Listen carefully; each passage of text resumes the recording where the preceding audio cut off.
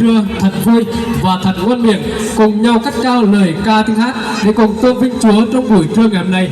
Vì vua David có chép rằng: Hallelujah, hỡi linh hồn ta, hãy ngợi khen Đức Giê-hô-va, và khi tôi còn sống chừng nào thì tôi sẽ ngợi khen Đức Giê-hô-va tôi chừng ấy.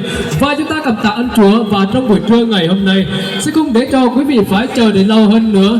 Chương trình giao lưu ca nhạc thánh để cùng dâng lên thay lời cảm tạ ơn Chúa, cũng như để chúc mừng cho gia chủ của chúng ta về ở ngôi nhà mới. Xin chính thức được bắt đầu.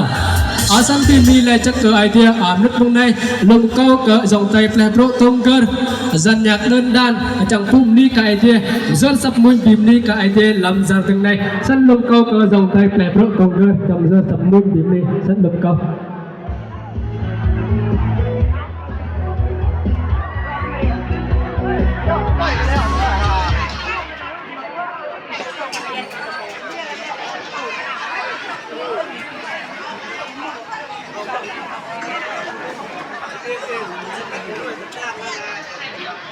Thank you.